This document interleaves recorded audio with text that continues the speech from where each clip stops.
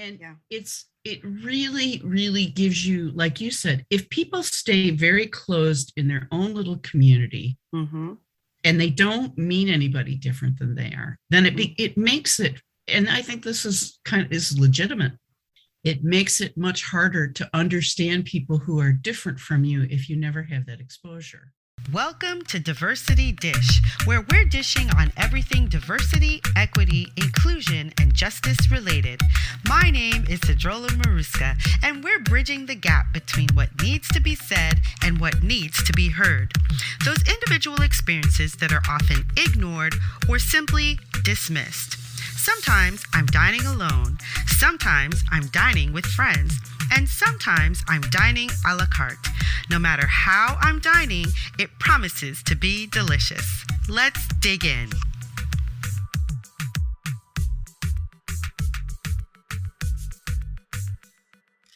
The Reverend Dr. Marcia Ledford is a practical theologian and Episcopal priest native to Detroit, Michigan.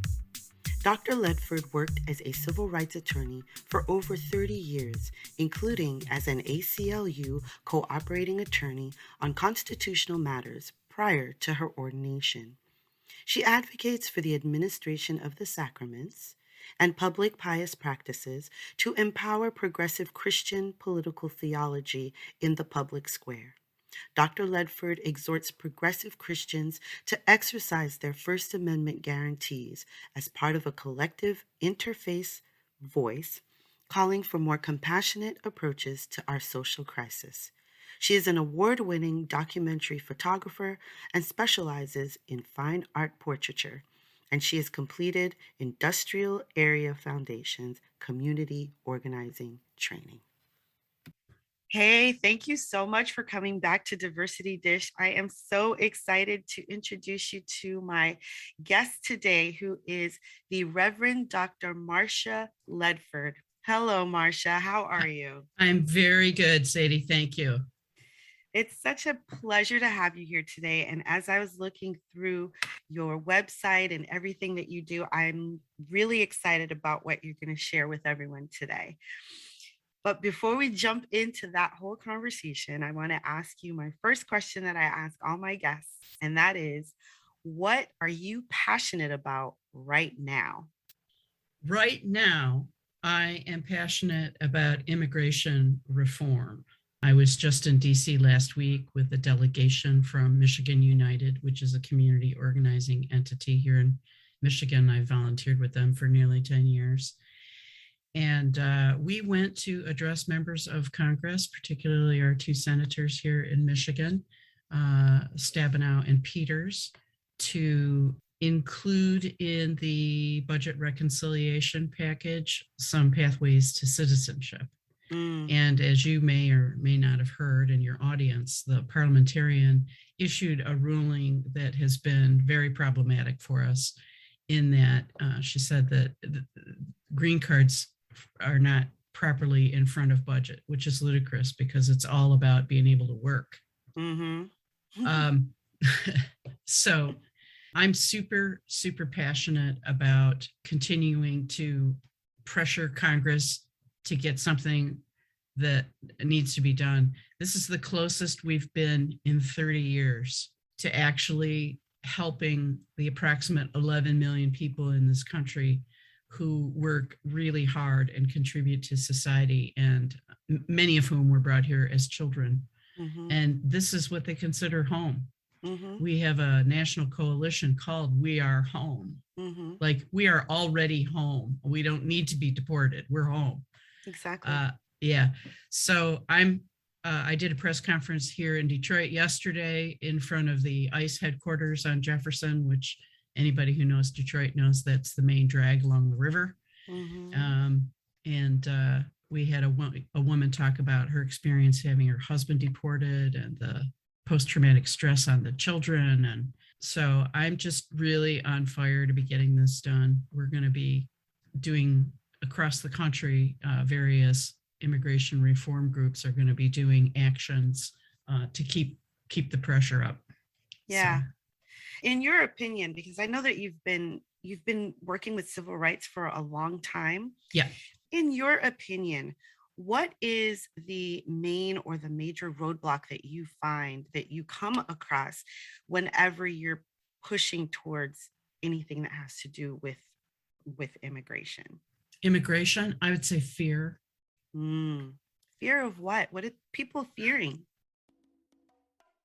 Hey, thanks for listening. My name is Sedruola Maruska, and I help entrepreneurs and small businesses go from mediocre to magnificent by transforming their cultures to be more equitable and inclusive. To find out how we can work together, go to diversitydish.com, where you'll find my consulting, coaching, and speaker information. diversitydish.com. I look forward to working with you. I think there's several kinds of fear. I think that particularly white America is very shielded from what is being done to people in our name. True. As we the people. We don't see what the steps involved in a deportation process entail. Right. And so we don't see the trauma that the children experience. And frankly, although it feels a bit voyeuristic or, exhibitionist, I almost think that we need to get to that level. We need to get to that gut level that white America just becomes completely disgusted.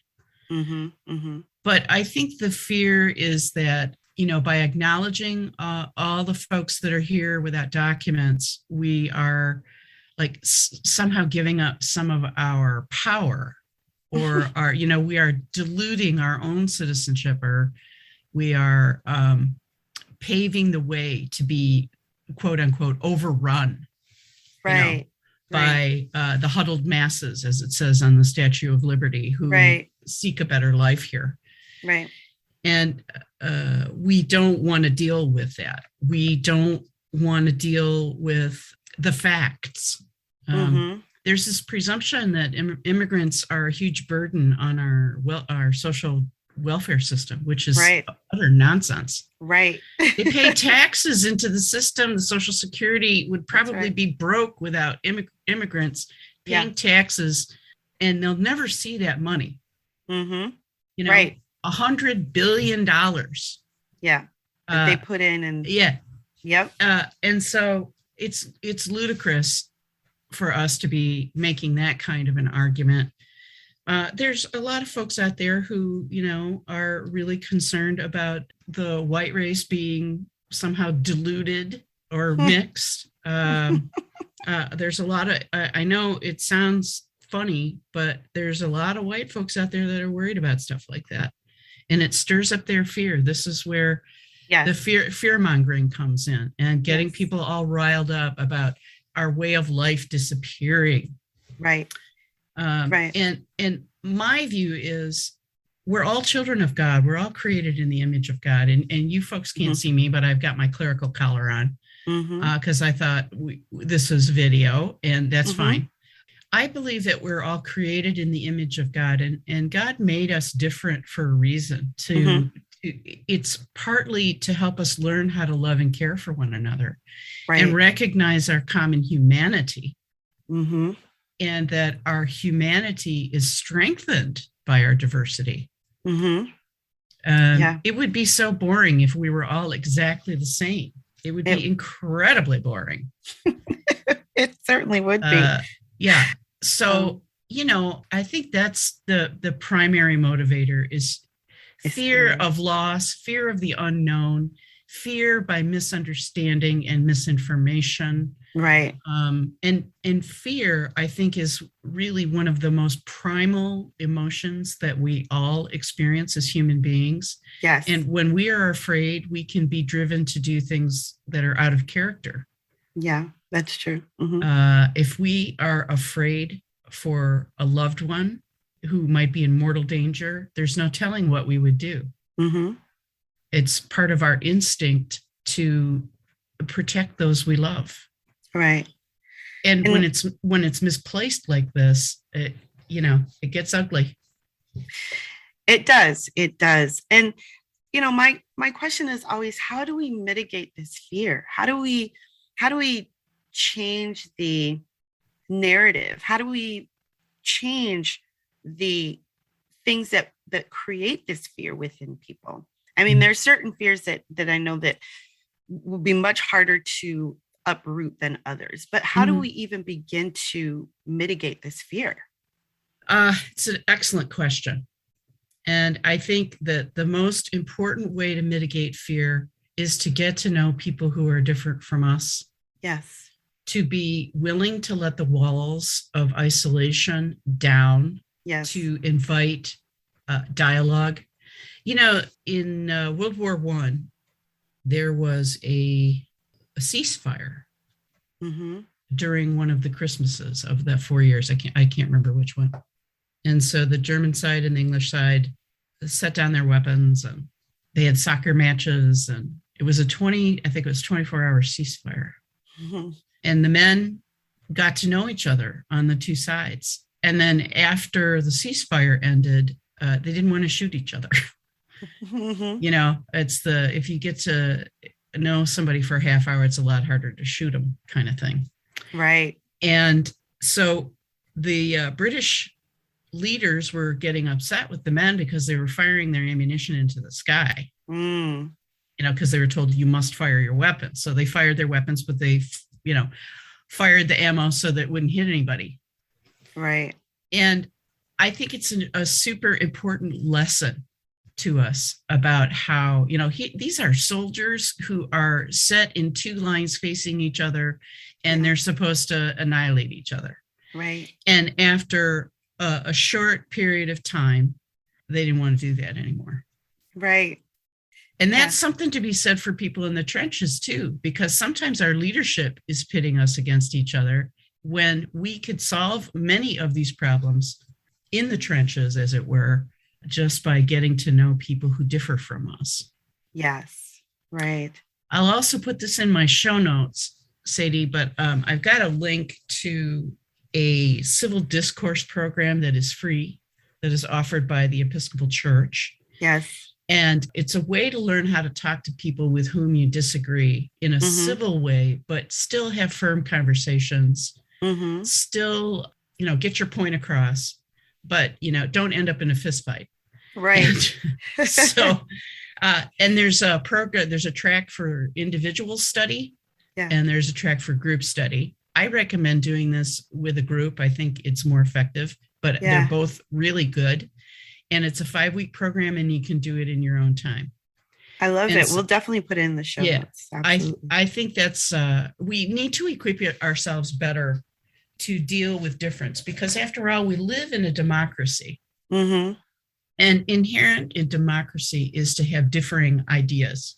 When we learn how to dialogue with others more effectively, we can make tremendous progress, because almost always we can find some kind of common ground. Yes.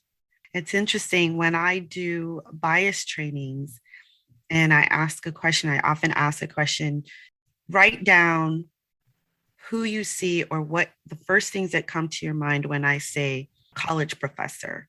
And usually it's a white, old male. Old white guy.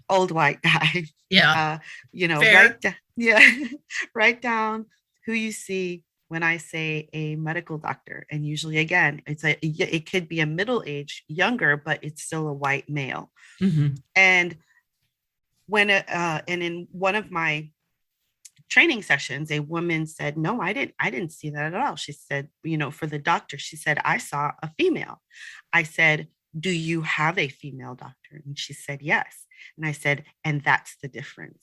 When you expose yourself to something that can be different, it widens your view of what that role could, of who can fit into that role. So instead of seeing those things that are traditional or that we've been, you know, socialized to see, we see it wider. And I think that it corresponds with exactly what you're saying. If you spend a few minutes with someone who is different than you, who thinks different than you, looks different than you, believes different than you, you will find some kind of common ground. And that will be the jumping off point to being able to of course, mitigate the fear that you might have about said person. I absolutely agree. Absolutely. Yeah. I think another way is to learn a foreign language. Oh, yeah. Learn a foreign language. And this is, now I love languages, so I'll be transparent there about my bias. A little bit biased. when I was in high school, I had the opportunity to take Latin. So it really prepared me to be able to learn Romance languages pretty easily. Mm-hmm. And at the same time, I was taking French. And since then, I've studied Italian and I'm learning Spanish. Mm-hmm. And one of the beautiful, beautiful things about learning a language is that typically in those lessons, you learn about the culture. Yes. You learn about all kinds of things, including cuisine.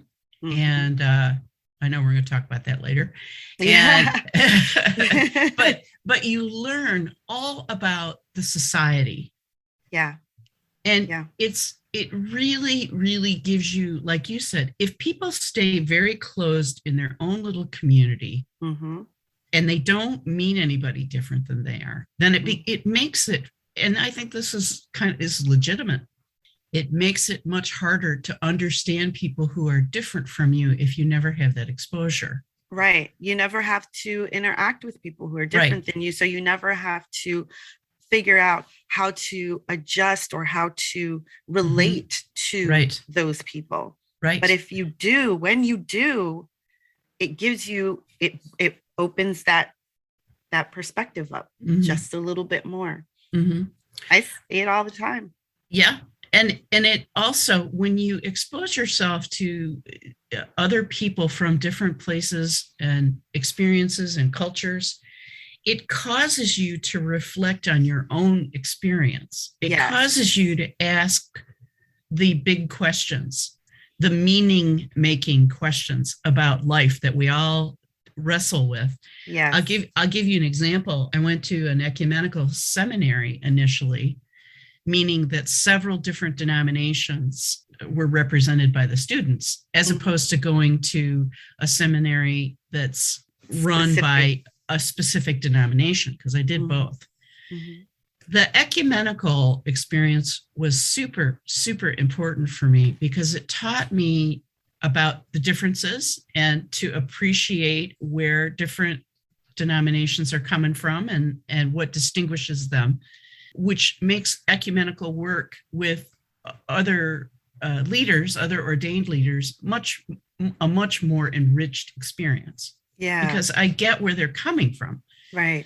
But also it made me evaluate about, okay, why am I seeking ordination in the Episcopal Church? What about my tradition is it that is really resonating with me? Right. What about our tradition do I wish we could borrow, from here and there? Yeah. Those were fundamental and very important questions. And it only happened because I was able to be in an environment where I could talk to my classmates and find out about them. Mm-hmm. So it was awesome. And then when I went to an Episcopal school to finish, that was a great experience too, because I was allowed to become more rooted in my own tradition and a tradition that I appreciated better. Yes. After that exposure. Yes. I think that what you just said was so important. The ability to appreciate your culture, yourself, your tradition through the experiences, having been exposed to the experiences of others and understanding theirs, but still being proud of and rooted in your tradition. I think that it's so important because when we learn more about other people, we also learn a whole lot more about ourselves. No question. We learn about how we react. We learn about what we can or cannot accept. We learn a lot about ourselves when interacting with people, especially people who are different than us. That's very important. You are a reverend now, but you've also been a civil rights attorney. And when I saw that, I thought to myself, well, I really have to ask her where and how did you get into becoming a civil rights attorney and then turning around and becoming a reverend? So basically, I'm asking you to tell us your life story. Okay. So let's rewind the tape to the late 70s when I was coming of age. Mm-hmm.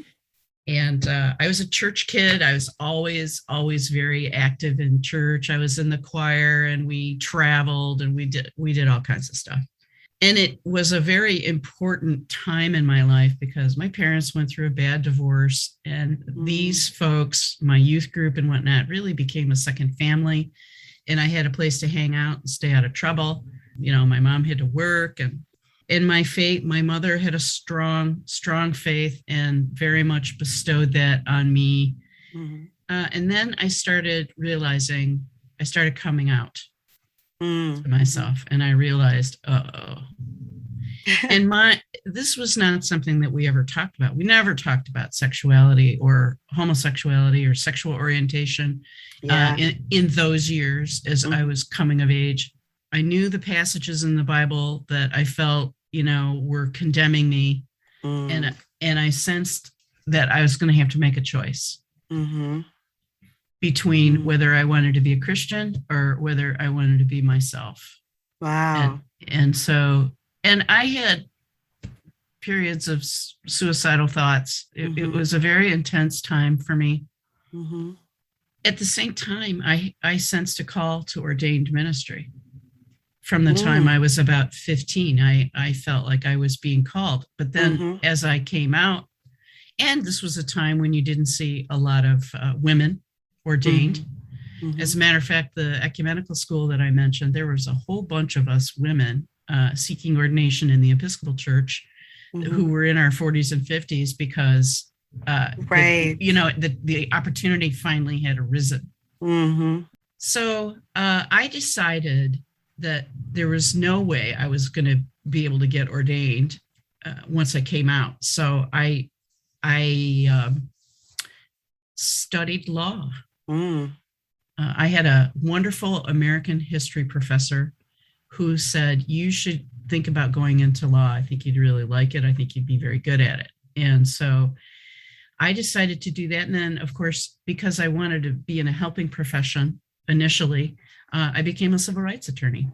And I was representing the LGBT community at the time in custody battles, child custody battles, because at that time, Sadie, people were presumed unfit. Right. Just because of sexual orientation, regardless of parenting skills. And it was much easier at the time. And of course, then AIDS had come into the fore. Yeah. And there was this presumption if it was a gay dad that the kids were going to get AIDS, and it was a mess. It was a mess. So I did that work. I secured the first AIDS supplemental Social Security benefits for a gay man who was dying. And I think that did a lot for him to win that. He died shortly after it. So I was doing all manner of things, some business law and also criminal defense law.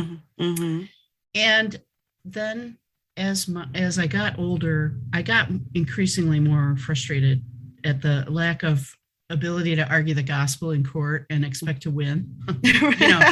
Right. Like compassion. So I finally listened to the call. I was in my late 40s. Yeah. And I felt the Holy Spirit was still calling me to seek ordination. And so I did it. And I went to school here at the Ecumenical Theological Seminary in Detroit. And then I finished in California at the Church Divinity School of the Pacific, which is an Episcopal seminary. Right. And then I had my first church in Southwest Detroit. And I have to tell you, I just became completely appalled. And as a criminal defense attorney and all the gnarly stuff that I've seen in my legal career, I had no words for how horrible I thought what our laws were allowing us to do to human beings and separating families, often with little children who are American citizens and should not be treated like that as citizens. Right. And so I went back to school and I studied public or political theology. You'll hear it called both things at Pacific School of Religion, which is a sister school to where I finished my MDiv. Right. Wow. And that's how it happened. But there's a lot of crossover Wow. between being a priest and being an attorney, because you are reading and interpreting text. Yeah. And then you speak on it. You give an oral argument or an opening or closing argument, or you preach. So you're taking language and you're interpreting it for others, and making persuasive arguments. Well, hopefully they're persuasive. I hope they're persuasive. Yes, of course. Yes. I never really thought about the correlation or the sameness between being an attorney and being a preacher. But yeah, I can see it when you say it. And while I'm not likening myself to him, I can give you a very famous example of somebody who started out as a lawyer and then became a priest, and that was Martin Luther. Yeah, it's very interesting. And I think that I honestly think that the best divinity, right, the best preachers are those who look at both the law as well as the Bible through a lens of compassion.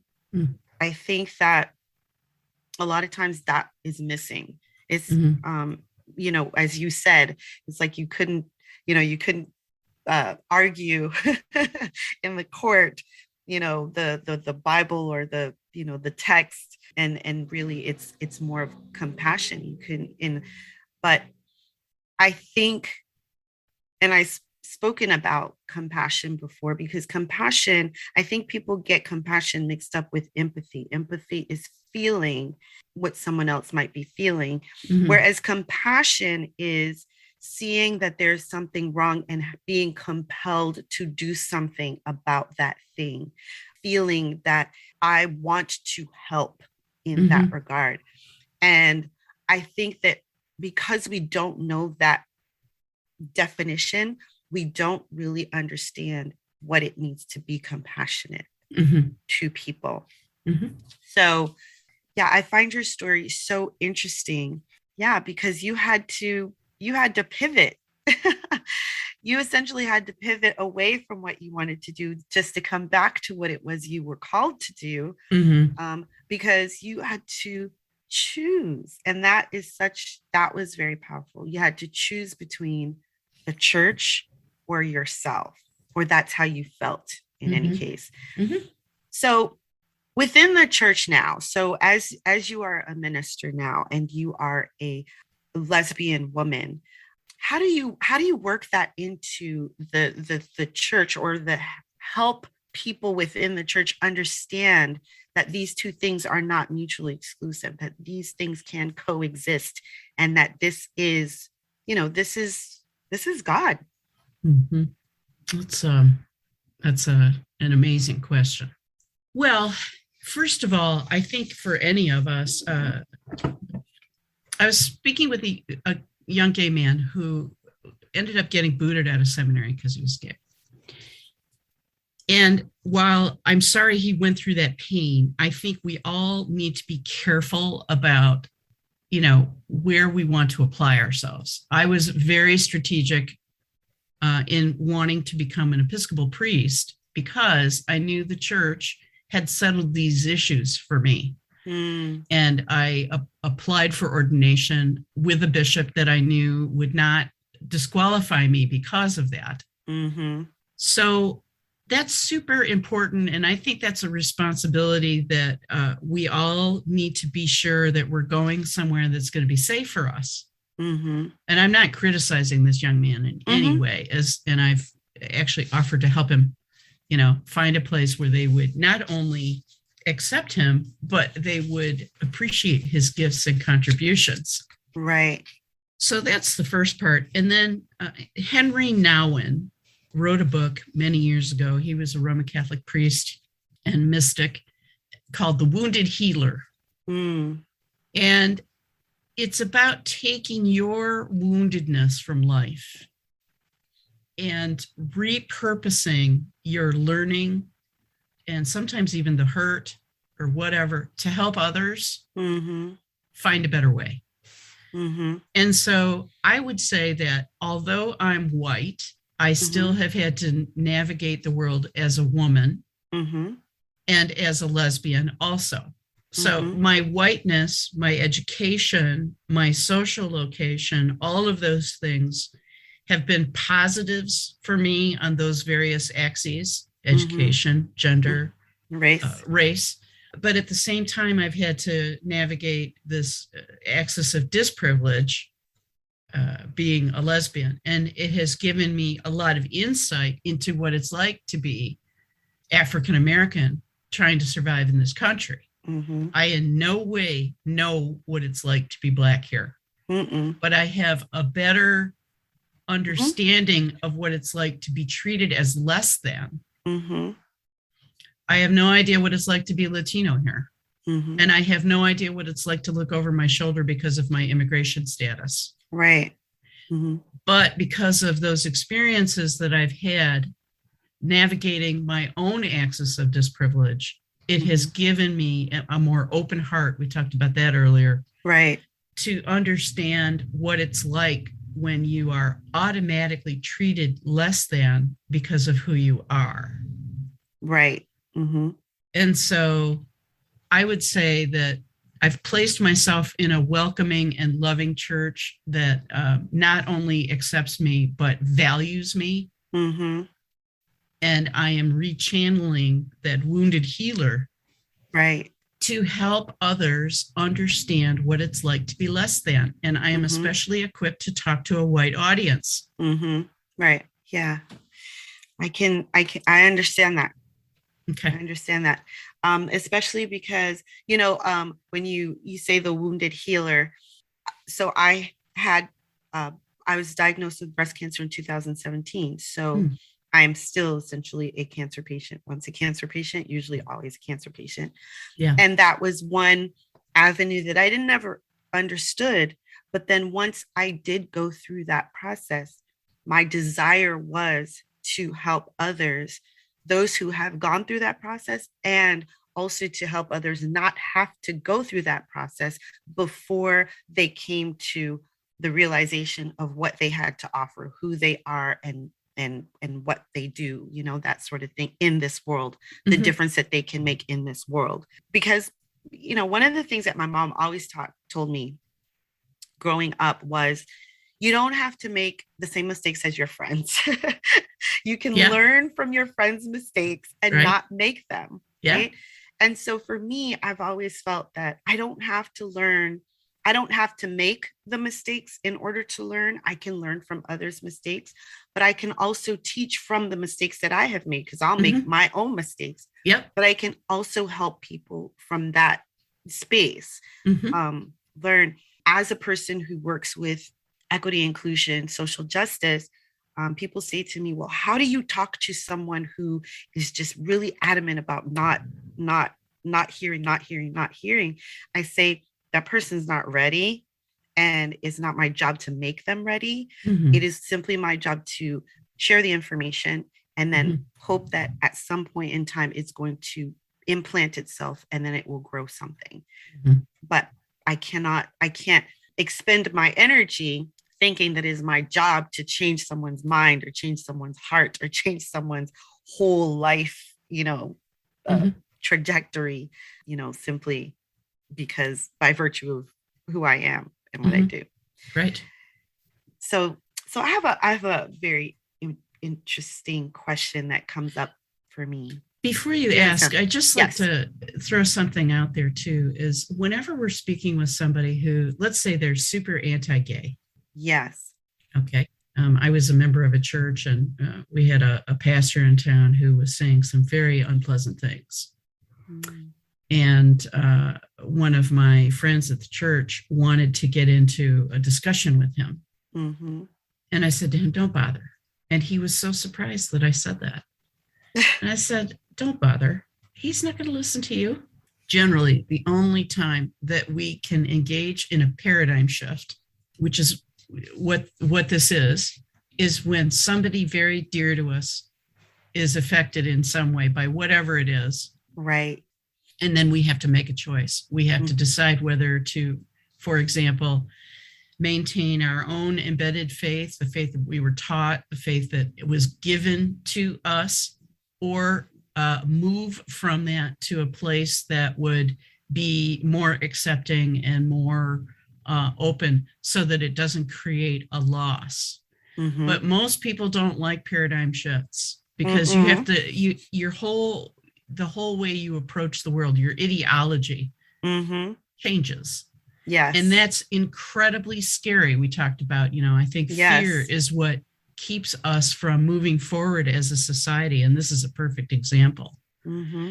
So I don't try to talk to people who are adamantly anti-gay, for example. For one thing, they have the right to their opinion. Mm-hmm. And you're right. It's not up to any of us to make somebody change your mind, although I don't know how you would actually do that. I don't know how you do that. You just have to let life move forward, and maybe at some point they're going to have an opportunity for transformation. Right. Maybe. But, paradigm shifts are pretty rare. I mean, I had to go through one myself to accept myself and believe that I could be a lesbian and a Christian and a priest. Right. And in civil discourse, they teach you got to meet somebody where they are. Right.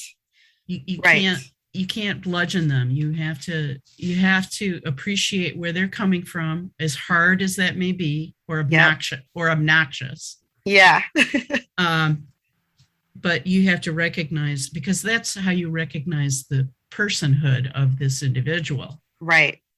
Yeah. So there. So you definitely, absolutely. Yeah. I agree. You do. We have to meet people where they are and understand whether or not they're even open to, or they have any incentive to, because, it sounds, when you say that something has to happen to someone that they love or something that's close to them, that's an incentive. Do they have an incentive to make a difference, to be different, to think differently, to allow different thoughts to take hold? Right. Exactly. So, yeah.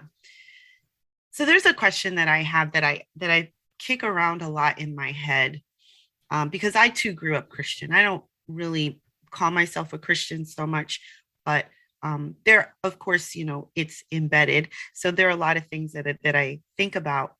And one of the things that I think about is this idea that God created humans in its image. But in the Bible, it's always He created man in His image. And I go, but I feel as though if we are all created by God, all in their image, then He is not a he or a she, but a they. In that we can only understand a God figure in the limited understanding that we have of sex, or, assigned at birth sex. Yes.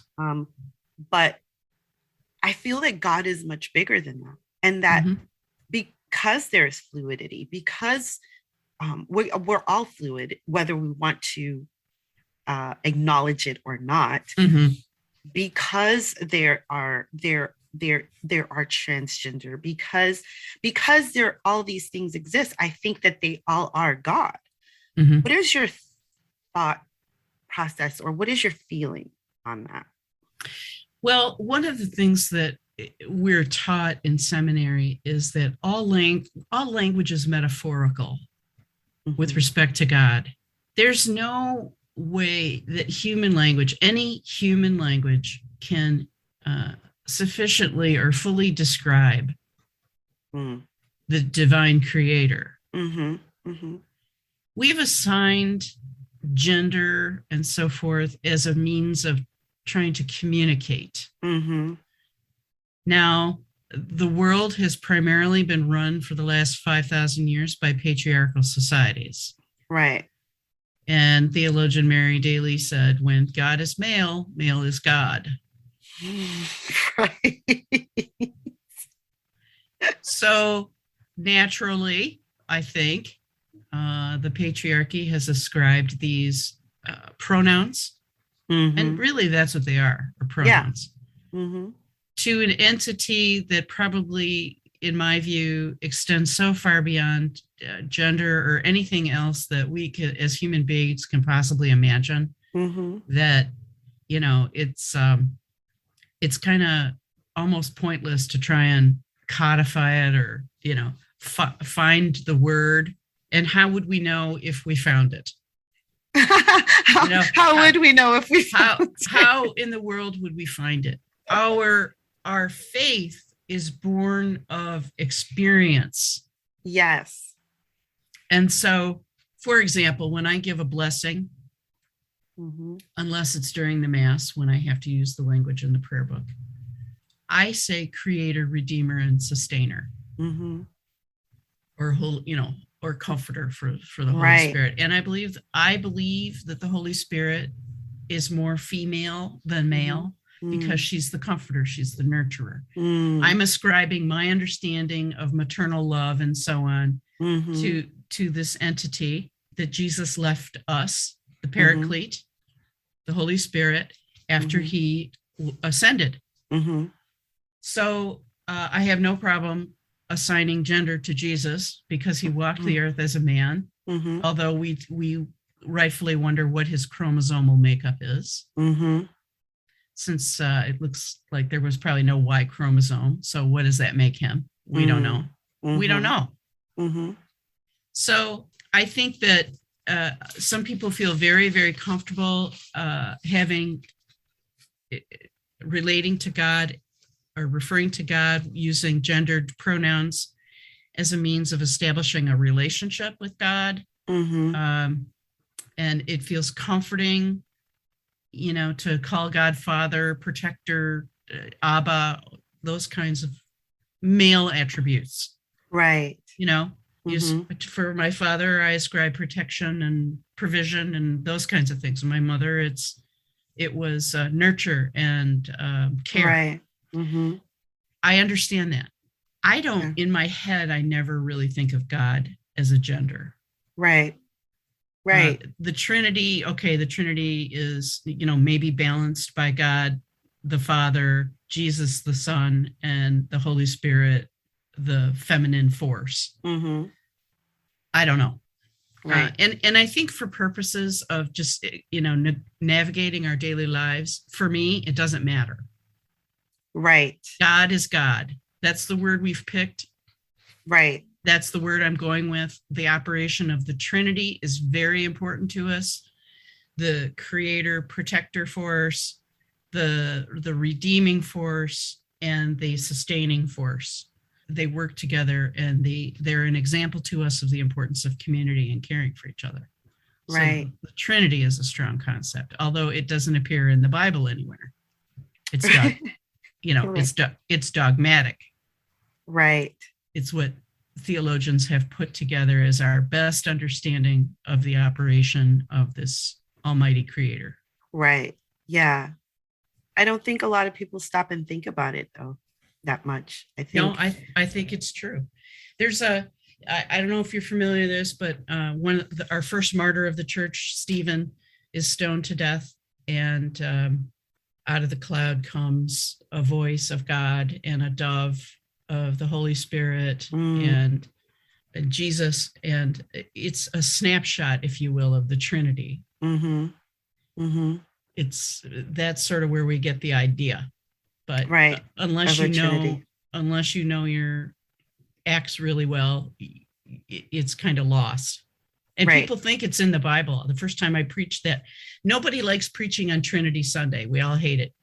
It's not hate it, but it's the Sunday. It's the Sunday after Pentecost. And, if you have a junior priest, you're going to give that sermon to your junior priest, because everybody's got to do it at least once. And because you're trying to explain all this. And a couple of people got upset with me when I said, the Trinity isn't actually a doctrine drawn specifically from verses in the Bible.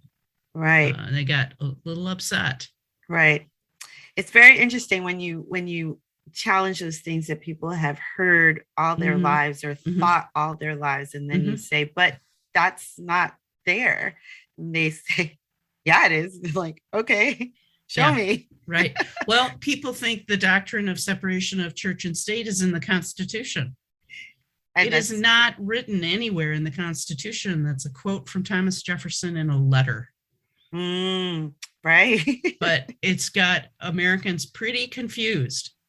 Yeah.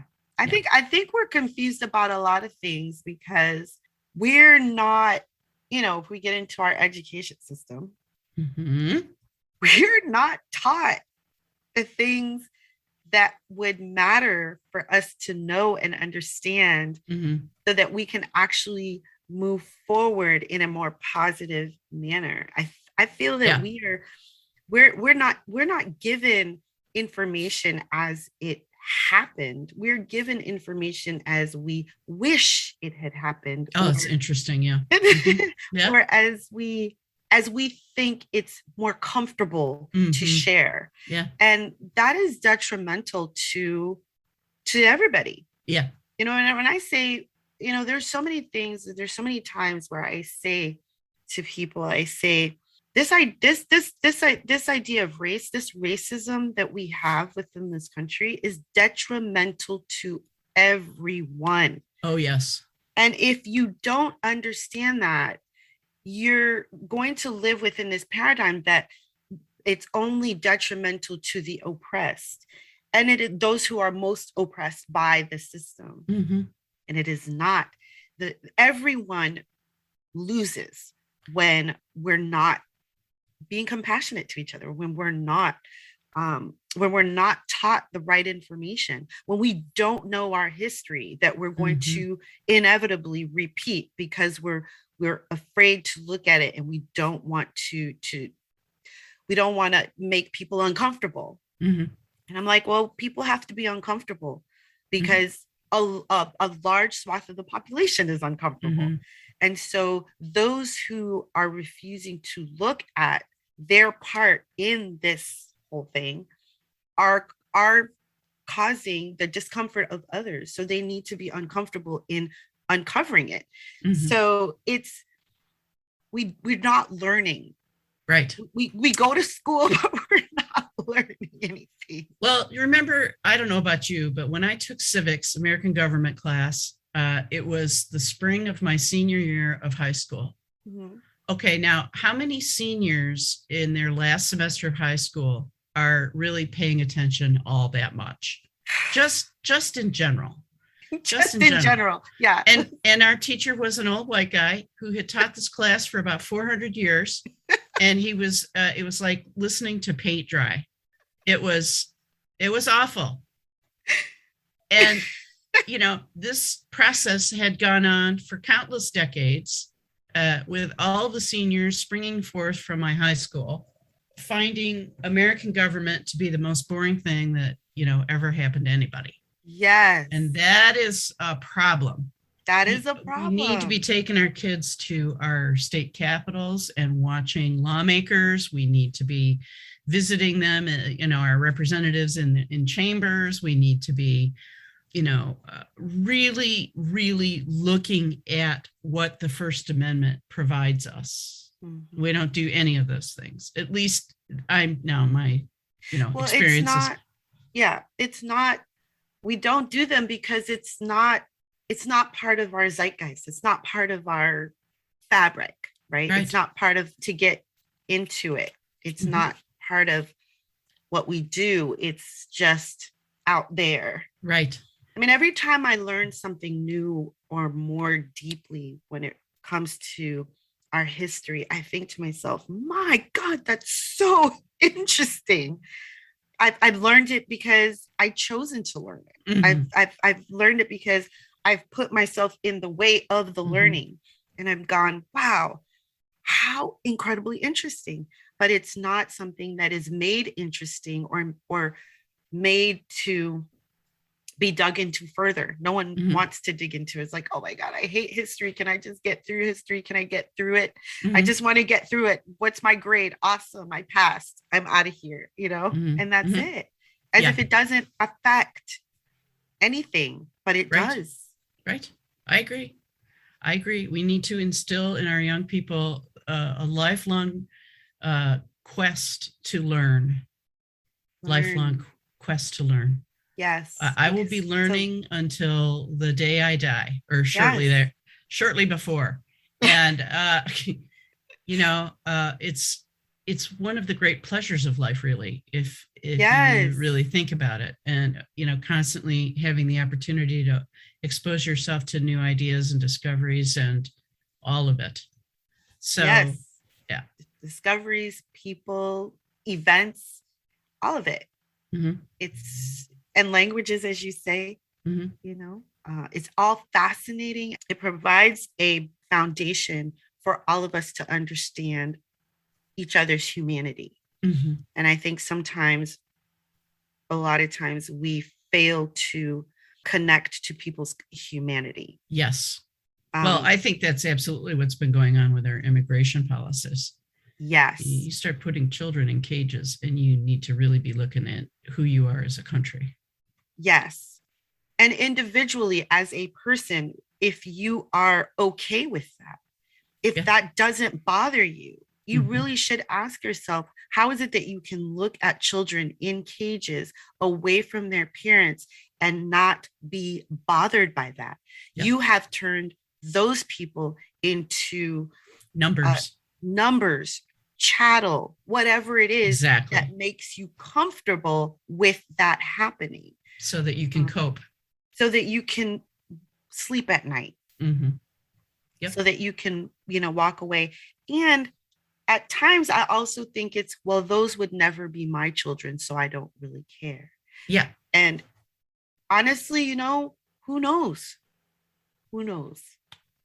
The way it's just, it blows my mind. It mm-hmm. hurts my heart. mm-hmm. And it just, it brings up all kinds of questions mm-hmm. As to how people, because I did read something years and years ago that said people cannot treat people a certain way unless they can justify it in their minds, mm-hmm. right? Yes. We cannot mm-hmm. put children in cages unless there is some way for us to justify that mm-hmm. those kids need to be in those cages. We mm-hmm. cannot kill people. We cannot treat people as chattel unless we justify somehow that it's okay. Right, like the Holocaust. Yes. How do we justify? We have to find a way to justify it in order to do it. Right. Because if we cannot justify it, our conscience will not allow us to do it. And it can also be as simple as an emotion like fear. Because typically cruelty is born of fear. Yes. Right? What's that saying? Hurt people hurt people. Mm-hmm. Right? Yes. So you can also put in there fearful people hurt people. Mm-hmm. People just, it's pretty much interchangeable. Mm-hmm. So you have a book coming up. Yes. Actually, I'm working on two books. The one that's going to come out first is sort of it's a survivor guide for LGBTQ Christians, and it's part memoir and it's part dealing with the biblical passages that are typically used to humiliate and demean us. And it's meant to be a survival guide, as you will. And then I've got basically kind of to help people understand that they don't have to choose between being Christian and being themselves. That is correct. Right? Like you felt you had to. So it's more to bring it together and say you can be all of these things because all of these things can be you. Nice. I like that. That's awesome. You're free to use it. And I'm also writing another book in anticipation of the midterms of 2022 in November to help people become more active faith-based advocates. So, right. I think that there are a lot of Christians out there who are giving Christianity a very bad name. You think so? Good. Good God Almighty. And What a disaster. and and there are certain people, my parents are Christian and they give me hope because, they're tapped into their humanity and their compassion.